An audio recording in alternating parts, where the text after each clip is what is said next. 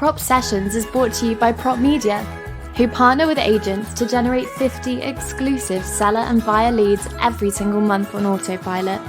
That's guaranteed, or you get your money back. If you're interested in trying out Prop Media risk-free, head over to www.propmedia.co.uk to book a call today. Now. Welcome back to another session of Prop Sessions, the podcast that brings together and showcases innovative business and leaders within the property industry. Today, I'm really excited to bring on Simon Taylor. Simon Taylor is no ordinary estate agent. He has a business called Property with Simon. Not just that, though, he's been an agent for 20 years. He is the founder of a territory with Purple Bricks in East London. He grew a team from 1 to 15 within 5 years, coming all the way up to number 1 in market share for both sales and agreeds. He also ran that team who are responsible for £1 billion in property transactions. We'll get into that a bit later on. He's also an investor. He's also married and has 2 young kids and a really beautiful dog named T, I believe, if I got that right. Yes, indeed. Thank you for having me on. Wonderful. Pleasure to have you on, Simon. Thank you. Cool. So to start, I'd love to just go into, how you actually started out, how you came up with the idea of Property with Simon.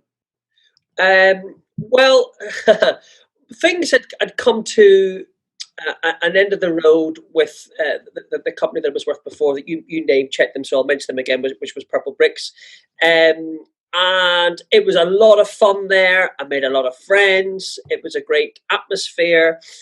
But with the journey, with the company going down a slightly different road to my ethos, to my way of thinking, and really a burning desire to properly do things my own way and my own style, an idea had been brewing in my head to offer a more premium service, a more bespoke service, a more boutique service, if you will, since last summer. And then slowly but surely these ideas have come to fruition. And I've launched with it's Simon Taylor, me. It's my name above the door. The domain, yes, Property with Simon, and I've partnered with EXP, and who are an international PLC quoted on the American Stock Exchange, and slowly venturing into the UK. And what I like about them is venturing into the world of self-employed estate agency. It can be quite daunting, and when you're used to working in nice firms or big organisations, you bounce ideas off others around you. And certainly, I can speak for Purple Bricks, where there was lots of self-employed territory owner founders from the early days of Purple Bricks, from when I was involved in, and we shared ideas and what works and what doesn't work, and we grew it and we built it. Sort of having at EXP, it's very similar, where you've got that camaraderie and structure in terms of there's infrastructure there in terms of support with CML software and sharing ideas. So I love the idea of flying solo, which EXP allows me to do, because at the end of the day, it's Property with Simon and Simon Taylor, and EXP is very much in the background, but then the support is there. It's almost like I'm self-employed, but part of a club at the same time, with like-minded individuals who, pride themselves on doing a great job, offering good estate agency. And the appeal was really that there's a lot of agents like me who were either getting a bit bored, fed up with the company that they were with, and wanted a little bit of a challenge. And to be honest with you, in many respects as well, it's about the money too, and there's want a bigger slice of the fee pie. Absolutely. So with EXP, when did you kind of move over to them, just to get a bit of context? So literally just a couple of months ago, I first flirted with EXP and got the ball rolling with conversations last August, with a chap called Adam Day, who runs the UK operation, and it's progressed from there. And lockdown has been quite, should we say, good timing, because it's given me time to get my website ready, propertywithsimon.com, warm clients up, and get the infrastructure at my end all in place so that lockdown comes to an end and bing bang bosh, I'm ready to go. And that's time flies, and I've tried to use lockdown as productively as I possibly can, and that time to get all that ready has been a bit of a blessing, because I finished with Proper Bricks only a matter of a few weeks before lockdown really kicked in. So I've had trying to do all of that, plus maybe stay at an existing agency and run, would have been very tricky. So I'm blessed to have a little bit of that extra time, that cushion to get things in order. One of the things that really stood out to me when we initially connected was that you are at the forefront of the business. It's you, like you said, it's Simon Taylor, it's Property with Simon. On your boards, it's you standing there. It's a nice, lovely picture of you standing there. Yeah, that's me. I know the reasons why I love that approach to it and why I think that's going to be the future of it. But I'd love to know what your reason was for going with that more kind of personal approach. I think, and I'm sure many agents who are perhaps listening to this, who've maybe, like me, I've got 20 years experience. So, I've worked in several estate agencies over the years, and you pick up some great clients over the years that follow you. And to be honest, a lot of these clients couldn't care less whether you're at agent X, Y, or Z. They're buying into you. And it's amazing that, the amount of clients that have said to me over the years, we want, wherever you are, we'll go. Or in Proper Bricks, when it was the cheap fee, people would say, well, we wanted to use you anyway. And the fact that you were the cheapest fee, it just became a bit of a no-brainer. So, if you're a good agent, if you perceive yourself to be a good agent, and you get recommendations and you get a lot of repeat business, people are buying into you. And property, though some firms maybe believe that the future is tech, I actually think, especially over the next few years where things are going to be a little bit bumpy, tech's great, but it's relationships, and it's that people skills and the ability to diffuse situations and nurse a sale all the way to exchange and completion. It's you that the client wants and likes and trusts. The name of over the door is almost a little bit of a irrelevance. So it was a bit, I felt, I say a little bit brave. I was humming and hawing, do I put my face on the board? And my wife's like, oh, for goodness sake, don't do that. That sounds terrible. And somebody else said to me, God, that sounds awfully cheesy. And I'm like, yeah, it kind of does sound cheesy, doesn't it, having my face on a name on the board? But I think the boards that my brand agency have designed for me, it actually looks well, and it's different, and it stands out. And you know what? If they're buying into me, my clients, then I've got to put me front and center. And that is very much becoming, I think, a feature of the property landscape, or the estate agency landscape, over the next 5 to 10 years, where you're going to see less high street brands out there. You're going to see less high street office agencies. And there's going to be lots of people that want to go into a self-employed estate agency. And like me, had I been around 20 years ago, yeah, I would have taken an office on the high street and had the window cards and had half a dozen desks in the office. But those days are over. I did a poll on LinkedIn only last week, asking what the number one reason was were people to choose or select their estate agency. Circa it was 6% of the votes were, well, they've got to have a high street agent. So 94% of the people on my poll admitted it was a small poll, but they perceive that having an office is no longer relevant. So if the office is no longer relevant, and I think I became fed up of building somebody else's brand, getting reviews for somebody else's brand, and you know what, I've taken the view of the only person's brand that I'm going to be building from now on is mine, because at the end of the day, it's my work, it's my effort, and it's my endeavors. Therefore, it's me, it's brand Simon Taylor. And I know I speak for many, especially on LinkedIn, where there's a lot of self-employed agencies. And it's guys and girls wanting to put themselves on the center stage, because at the end of the day, that's who it's all about. And when I was at Purple Bricks, and you have a chat with the customers when you're sat in the living room, or discussing value over a cup of tea and telling them a bit about you, etc. And always stress the point that this is my business, this is my territory, this is my area. And that was like, wow, yeah, really? Oh, we didn't know that. So I think there's very much a mentality amongst the UK property market from sellers' perspective, that they like the idea of working with the guy, the head honcho, the guy at the coalface doing the viewings and doing the valuations is going to be the guy that answers the phone at 9 o'clock at night or replies to a WhatsApp message to me on a Sunday, that is going to look after me the whole way through.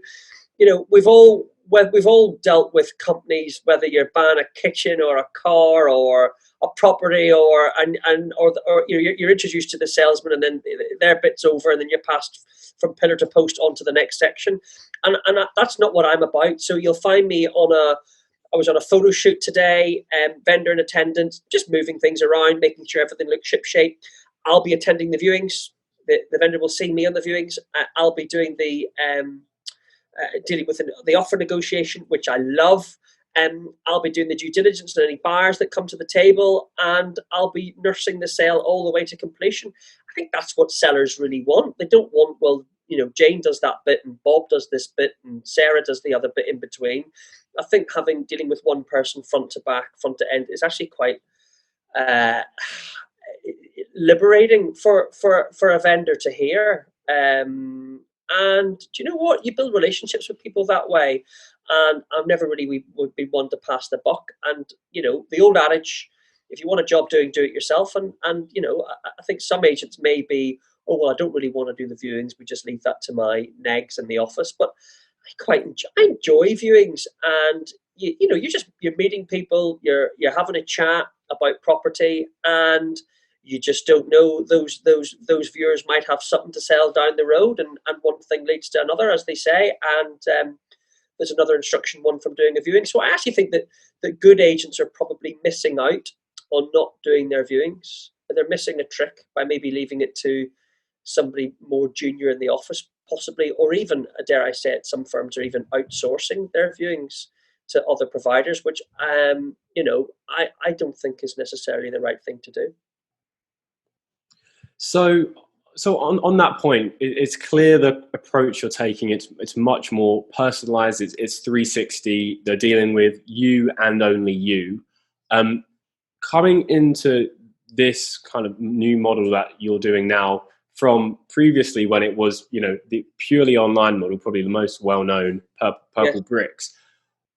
How do you kind of go from going from that model to this model, which in some ways is, you could view it on the surface as far apart as they could possibly be? Was there a turning point? How did that decision come about to actually go working in this model to this model? Well, my style, whether I've been at a high street agency, or whether I've been at Purple Bricks, or whether I'm doing my own thing now, Simon Taylor, propertywithsimon.com, I've not changed. I've not really, personally, I've not pivoted. And in many respects, the Simon Taylor doing the estate agency for a significantly cheaper fee was the same at Purple Bricks. But and there are lots of great agents at Purple Bricks, and there's lots of great agents on the high street. But there's also lots of very poor agents in both of the above. And I took the view that although I was running myself ragged, and to make a good living, one needed to be doing 15 to 20, in some cases 25 deals per month. And that's just not sustainable. And I much prefer the idea of dealing with a handful of clients at any one time. And in a market that's more buoyant, I knew what I was doing, and I was able to take on 15 to 20 properties per month when the market was more buzzy and booming, and you take it on a Saturday and you do 8 open days, and on Monday, Tuesday, they're all gone, then you start afresh. That was sustainable, but only for so long. And as the market gets a little bit stickier, the agent on the lesser fees is still going to be under the pressure to get more and more to make up to a decent income. And there's going to be the pressure to take on too much stock. And if you take on too much stock, the wheels start to gum and things start to fall out of bed and service starts to suffer. So I like the idea, the pivot. So my style of agency in terms of treating people as I'd want to be treated myself has never really changed. But where I am and what I can do now, I've got more time to really look after 10, 12 clients at any one time. I don't really want any more than that. And in some instances in my former firm, I felt a little bit guilty by maybe not speaking to people at times maybe as much as I should have done, or perhaps not nursed a sale all the way to completion in the timely manner that I should have done, because I was just juggling too many balls. So I really want to be doing, listen, I love estate agency, and many people listening to this it's the sort of industry that grabs you by the balls and doesn't let go, and you love it, and then you hate it, and then you love it, and then you hate it, and you meet some lovely people, and then that restores your faith in humanity and estate agency. It can be a roller coaster of emotions, estate agency. But I enjoy it, but I know, and I can't speak for everybody, but I know that if you put a stock list of 40, 50, 60 properties on my shoulders, no matter how good an estate agent I am, I'm not going to be overly effective, because I'm spreading myself far too thin. And that is the style that many of the online players are going down, where the local property experts are nursing huge stocks of inventory. Huge stocks of inventory that I feel that if the vendors knew how many other properties were on the books with that said agent, they wouldn't be overly impressed. And as I say, I just wanted to run everything myself. From dealing with finding a buyer is only half the story, half the sale, and the other half is moving things along to exchange and then completion, and that takes skill as well, and firefighting problems when they arise. And I think I'm going to be better placed to deal with that personally than relying on a head office function to perhaps do that for me. And I'm going to be more proactive, where at the former firm that I was at, they were very much reactive rather than proactive. So I think I'll be able to shorten the time in terms of things take to exchange and complete. And I'm going to be a better agent for dealing with less properties. It's more of a Rolls Royce red carpet type service, because I'm not spreading myself as thin. And I'm going to be a better dad and a better husband. And I'm going to be, I'm just going to have should we say, a less stressed life, because dealing with 50, 60 properties when you want to do a good job, it can be stressful. And though running my own ship now is still going to be stressful, I think it's going to be a more enjoyable stress dealing with offering a more bespoke service. I'm going to be a happier bunny, rather than running around like a blue arse fly. And many listeners, many agents, I'm sure, will be able to relate to that thinking, I would think. Yeah, absolutely. I guess that's the thing, isn't it? You can only provide, if you're working for yourself, there's only so far that you can go in terms of the amount of service that you can provide. And it's exactly the same with us. We're boutique. We have a cap on our number of clients for the exact same reason. And I think those other elements of actually just your life, like you said, being able to be a better dad, a better husband, I know you're chief dog walker of the family. Sure. All of those things, you then get more time to actually put into those things that you love, which I guess ultimately, is going to be one of the main reasons why anybody wants to go out and become self-employed or start their own venture. It's to have more freedom. So shifting gears for a second. So before, no secret, there would have been a good size marketing spend that would have fed into the business to generate that kind of level you were working on in terms of leads coming in. What's your approach now? Obviously, now you're fully responsible for yourself. What's your approach now to attract? And I would like to think that many territory owners or branch managers or area directors of agencies will empathize with this, which is, do you know something? Good agents often end up moving from doing valuations and an offer negotiation to maybe running a branch, and then you run a branch, and then you run the area, and then you maybe become an area director, and you become a people manager. And that's what I became in my former firm. And do you know something? I'm enjoying being at the coalface of a state agency, and in some respects, falling back in love with a profession in an industry that I love, because I had probably been growing fatigued and tired from it all. And I think the people management and managing a large team of others, it can be quite draining and takes it sidesteps you away from what you really actually enjoy doing within the job. So in terms of what I'm doing to generate business, it's old tried and tested techniques from which is why I wanted to do branding, and branding is so important to me. So I've worked with a branding agency to build my website and do it properly. I've got adverts running on Facebook and online. I'm doing targeted valuation leads online, which I had to set aside a budget for, which is putting in leads. And to be honest, and other agents stock, the low-hanging fruit, as I would call it. So if I'm seeing properties that are available for sale or have been for sale for 3 months or longer in my territory, in the areas that I'm working, I'll be honest, I'm trying not to miss any tricks. That's the low-hanging fruit, and I'm writing to them, and I'm knocking on doors, and I'm doing the things. I'm hustling, basically. And if you're not prepared to hustle, then self-employed estate agency isn't for you. I am prepared to hustle. I'm not frightened to knock on a door. I'm not frightened for them to tell me to go away. But, if you kiss enough frogs, you'll find a prince or a princess, and that's what I'm there to try and do. And so far, it's working. It's a numbers game. I know it's that cliched, but just like an online estate agent or a high street agent, everything is a numbers game, and you just try and tweak it and massage it and adjust it to see what's working. So I've been running some split test adverts online for valuations, which images are bringing in the most leads, and you just tweak and adapt and learn. But I think I can tell you what I won't be doing. What I will never do is just blank canvas 20,000 leaflets to any old front door. Fully prepared to put something through somebody's door if they're already on the market, or they've requested a valuation from one of my valuation tools. But just a blank canvas, as I used to do many years ago on the high street, and would send out 10,000 and would get 3 phone calls and would say, Jesus, that was brilliant. I'm not doing that. I just think that's a waste of resources. And I think, tech is able to allow you to be a lot cleverer.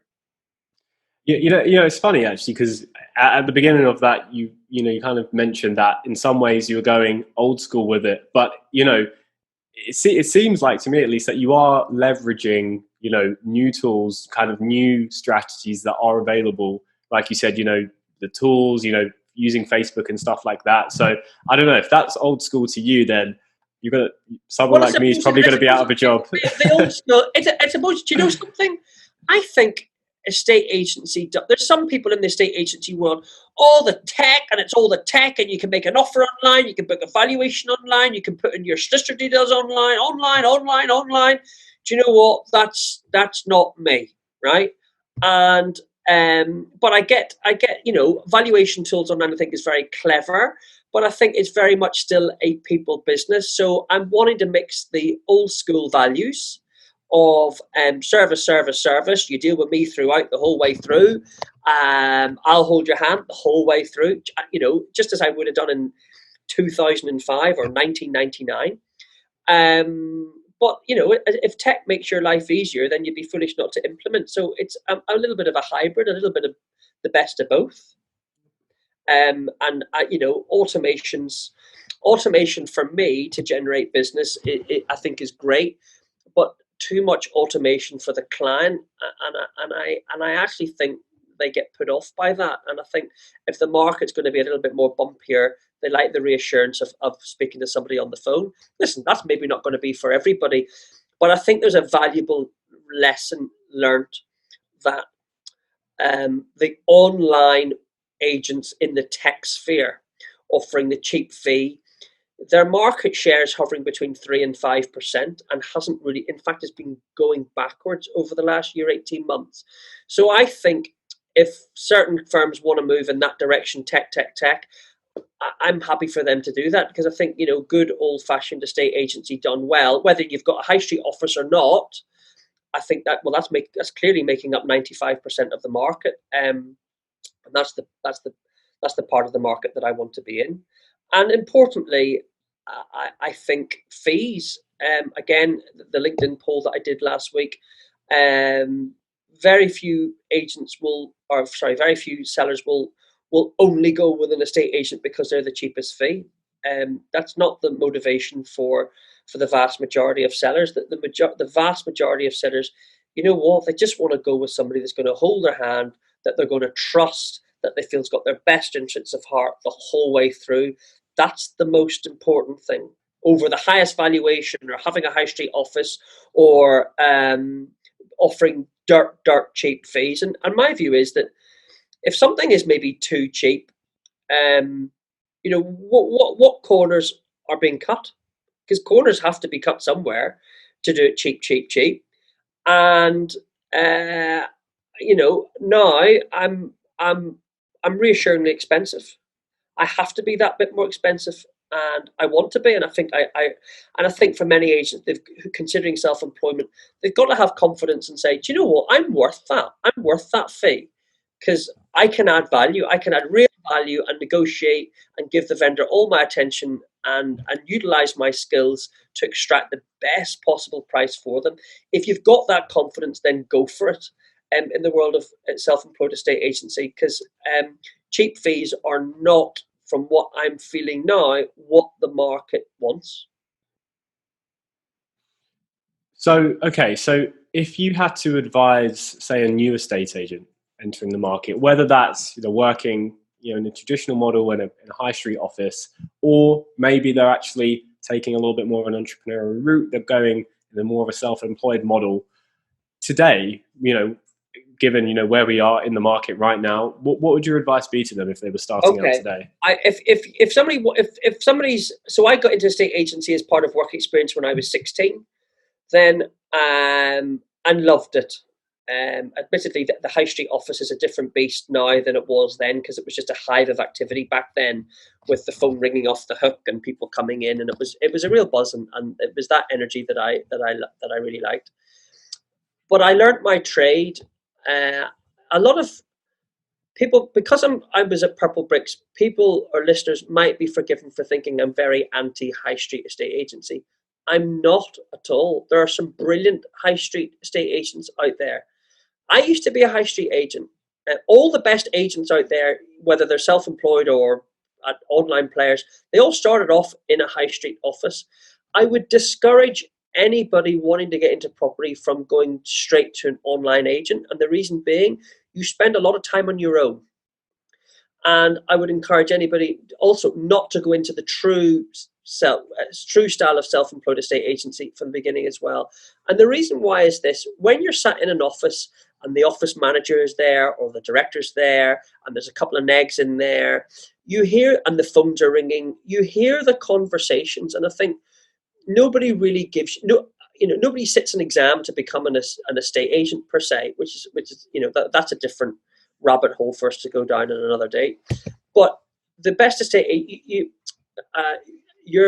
if anybody's watched the old cop series from the 1970s or 80s, Columbo, and he was a little bit maverick, and how he learned to be the best cop in America was, he would listen to that one's conversation, and he would listen to this one's conversation and that one, and then he kind of put it all together and solve the crime. And I think if you're starting off an estate agency, you need to be sitting in that environment, in an agency with other people, and listen to the conversations that the negs and the manager, etc., are having on the phone with clients, how they handle offers, how to work, how to handle emotion. I think there's valuable skills to be learned from that. You can't learn it all from LinkedIn or a blog post, or you're on somebody's email list. There's nothing like old-fashioned training. I dealt with newbies at Purple Bricks who were lovely, brilliant people, and we did our best to train them on the job, but they were at a disadvantage by not knowing certain lingos and how things worked, and especially when things were sales were agreed and then massaged all the way to exchange and completions and down valuations and problems with surveys, etc. Dealing with all that stuff is so valuable, and I think anybody starting out, you've got to go for a high street agency that's busy, a busy office with plenty of hustle and bustle and conversations and phones ringing. A sleepy one-man office, don't do it. You want to go somewhere where there's loads of action and just be a sponge and go in and listen and learn. And the other thing that I have to stress to any newbies going into the business, you've got to when there's valuations happening, you want to be putting your hand in the air saying, take me with, take me with, take me with. It amazes me how many negs have been negs for a couple of years. And I say to them, well, how many valuations have you done? Oh, well, I've not really done any. And you say, all right, okay, well, how many valuations have you been out on? Oh, well, I've been out on one. Well, what do you mean you've been out on one? You want to be going out, if there's 3 valuations a day happening in the diary, you want to be going on at least 1. So you really want to be doing 4 or 5 valuations every week. And the only way to learn, in my opinion, or I learned, was just listening to others and what they're doing. And some bits I pinched, and some bits I thought, well, that's not working, I don't like that. And you mush it all together and you create your own style. But if you're not exposed to everybody else's style and how they're doing, you're just not going to learn. So it's very much one of these professions that you can learn on the job. And you know what? You might be ready for self-employment, I would say minimum after 2 or 3 years, but you need to be soaking up as much as you possibly can. And you want to be attending as many valuations as you can. And you want to be attending the photo shoots of taking properties on, and and helping them adjust, that moving the oven gloves and moving the toothbrush and toothpaste in the bathroom. That's what I did. And if there was viewings to be done at 8, 9 o'clock at night, do them. And you got to work so it's not for the faint-hearted estate agency, because it can be 6 days a week and late nights, but it's an enjoyable, rewardable profession for those that want to put the graft in. But candidly, I think the opportunities to learn the craft are on the high street, or a commercial agency that maybe doesn't have a high street, simply somewhere where there's people that you can listen and watch. Love it. Okay, let's switch it up for a second. Okay. We're going to have a little bit of fun with a couple of questions, right? So not too much strategy now. This is just purely a little bit of fun. Okay. Stuff I'm curious to hear your thoughts on. Okay. Okay. First question I got for you. What is a pet peeve you have within the property industry, or something that really gets under your skin? All right. Tea towels, toothpastes, toilet brushes, toilet seats up, cars in driveways. There's one of them. Because it's a bit like Ebbs, you're a handsome looking guy. Would you take a picture of yourself to put on a dating app, and you've got chocolate all around your mouth and your hair's not brushed and your jumper's got a rip in it? No, of course you wouldn't. You'd make sure you've had a nice clean face, you've brushed your teeth, your hair's looking slick, you got a nice shirt on, you'd look your best. And I think agents that don't present their clients properties in the best possible light, a line that I'll often use when I've been looking after people is, I'll say, can you put your name to that? Are you happy with that brochure? Are you happy to put, if I said to your mum, if I showed this to your mum and says, look what he's done, look what do you think your mum would be proud of that brochure? No, not really. I says, well, these little things I think make the difference. Another pet peeve that I'm not a big fan of on brochures, I should say, is it is with such pleasure that we bring to the market this 3-bedroom. Or we have been, we are delighted to have this. We are so proud to represent a lot. There's too much flowery language and it being used, and I think it's just a lot of waffle. Another pet peeve of mine when agents are marketing properties, and there's one agent in particular that if he's listening, he'll know I'm referring to him. Is he'll say, well, it's near the local shops and transport. I'm like, well, and it's near the local schools. Well, what local schools? What local transport? People want to know: is it near Brampton Primary? Is it near the local Asda? Is it near East Ham Tube? It's basic stuff, and I think there has been probably an element. Well, there's sometimes there's elements of sloppiness and laziness in a estate agency, and I guess we're all human at the end of the day. But I think if you're doing the job right and you're enthusiastic, but if you can't be bothered, what I really should say, that if you can't be bothered to do those, to write the local tube and write the restaurants and write what schools, you're probably in the wrong profession, because if you can't be bothered, then this industry is not for you. And And that's that. you need to have a long, hard look at yourself in the mirror, basically. So those would be my pet peeves.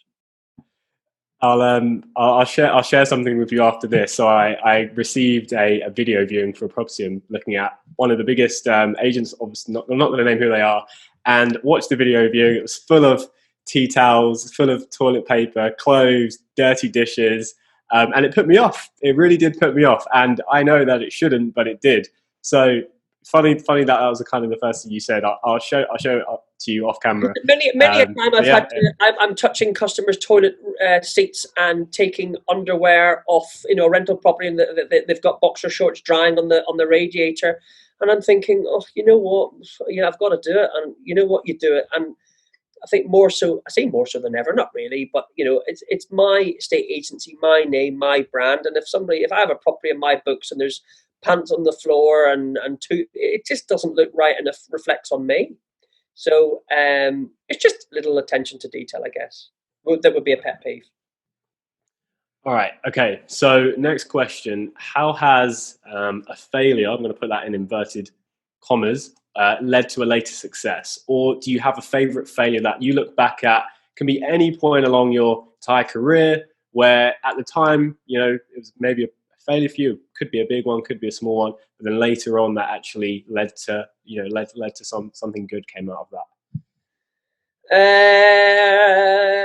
A failure that's maybe become good. Listen, I firmly believe that many valuations you've got to try, when the client says no, and maybe I've gone with somebody else, and we all get that sinking feeling, and many agents will come back to the office and, oh yeah, I think I probably got that, and then you're waiting for the phone call to say, yeah, it's yours. When can you come back?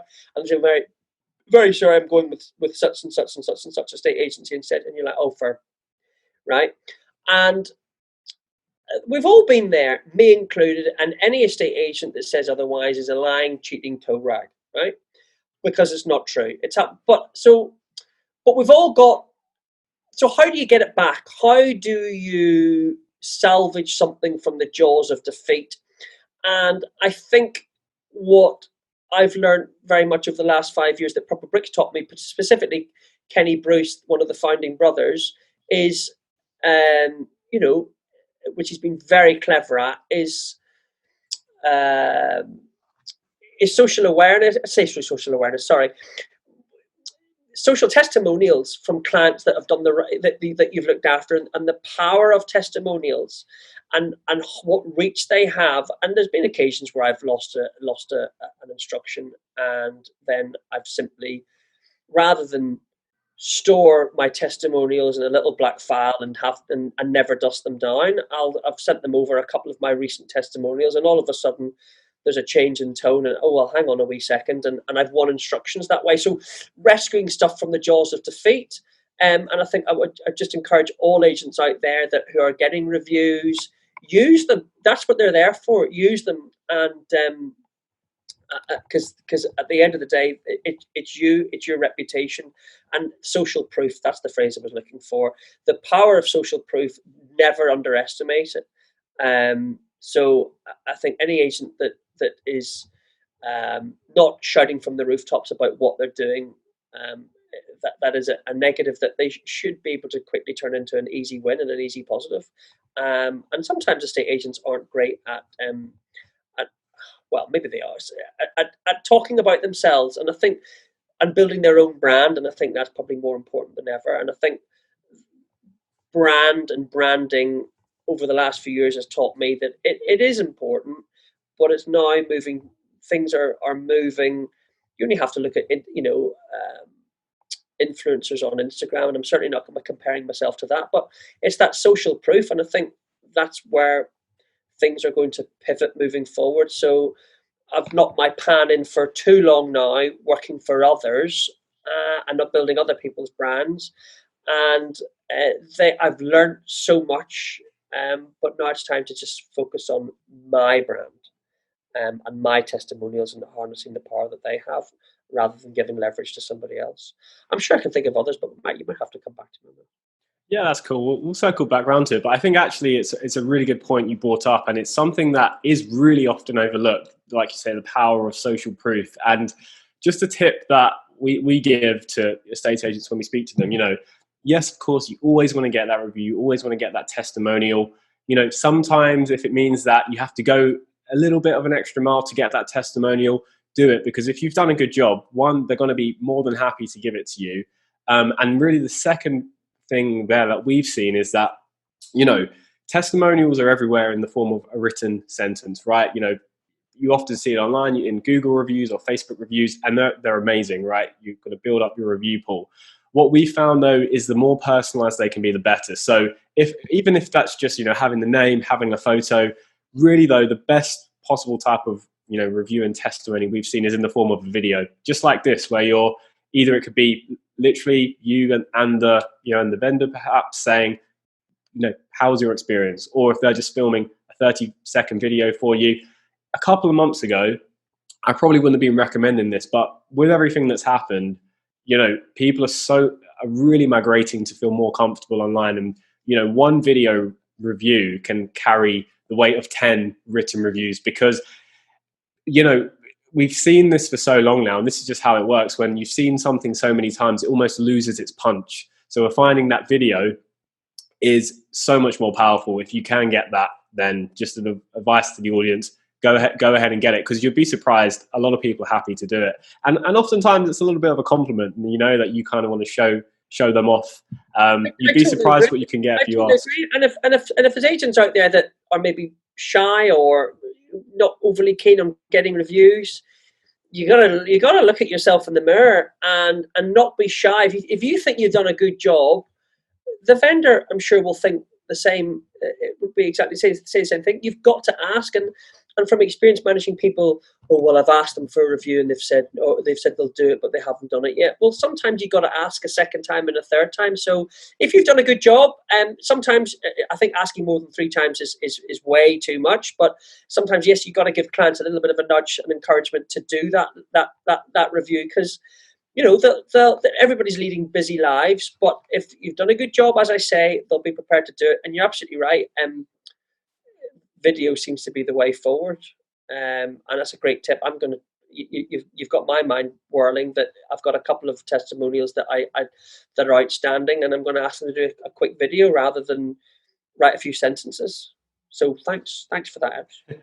No worries. And I guess one final tip on that then is with these reviews, in the back of people's mind when they're reading reviews, they kind of know that some of them are going to be made up, right? Let's be honest. There are enough people out there who are unfortunately abusing the system of reviews that we know that to some extent. So what we found is the less professional, the more personal the review is, the better, which just means taking out your phone and talking with, stuff in the background. Maybe this is where having a not perfect background actually comes in as a positive for a change. But that's all it is. And what that does is it actually makes it easier and more comfortable for the person to leave the review, because you're saying, look, just a quick 30-second video on your phone, just like if you were sending a video to a friend, and we'd really appreciate that. So that's kind of the tip on the you just have to look at the adverts on the TV during lockdown, from your NatWest to your Asda's to your, it's all, they've got the big powerful marketing advertising agencies behind that, and that's what's proving to work at the moment, which is real people in their real homes living real life experiences just like you. And so no, great tip. Thanks Ed. Awesome. Okay, one kind of final question to wrap up on. It's your last day on the planet, so hopefully this is well into the future. You can't leave anything physical behind. Your business, your assets, you can't leave anything behind to the people you love, to your family, but you can leave them one piece of advice. What would you leave them with? Right. There's a great expression that I've come across, which is, it's an Irish expression. If you give it out in slices, you'll get it back in loaves. And that basically means, I'm happy to help. I'm happy to give advice. I'm happy to post in certain groups and offer. I'm not really looking for anything. I'm not doing the sales pitch, but if I give myself to others and give expertise and give my thoughts or recommendations without selling, I'm going to get it back. I'm going to get it back. They're going to think of me as offering something refreshingly different. So all I would really say is it's an Irish expression: if you give it out in slices, you'll get it back in loaves. Which is why I'm, from doing a little bit of charitable work, to I've done some mentoring in the past, to helping. I've got a couple of relatives in property. I just like the idea of just trying to offering a little bit of help, and I think that's good karma, and I think many can maybe relate to that, especially during the climate that we're in of maybe being less selfish, less thinking of our own, and in many respects, I don't want the old ways to all go back to normal. I think there's going to be a new normal. And I think there's lots of terrible things that are happening through this COVID crisis, but also some real positives too. And I know you said one, but number two is, you always just try and leave a good name. Reputation in an industry where you're servicing an industry that I'm in, and the industry doesn't actually have the best of reputation. So if you're a gent and you do the right thing, karma. And so it's treat people how you'd want to be treated yourself. Love it. I've never heard that phrase before. If you give it out in slices, you'll get it back in loaves. I really like that. I really like that. You said it was It's an old Irish saying. Yeah. Love it. Absolutely love it. Well, look, I think that's a perfect place to wrap up on. I just want to thank you for your time. I know. Thanks for having me. I know you've got loads going on at the moment. This had to get rescheduled because you were helping a client last time, which I totally respect. So yeah, I just want to thank you for coming on. Giving your valuable time and advice. Anytime. I'm enjoying your LinkedIn posts and your content. And thanks for having me. Thanks very much.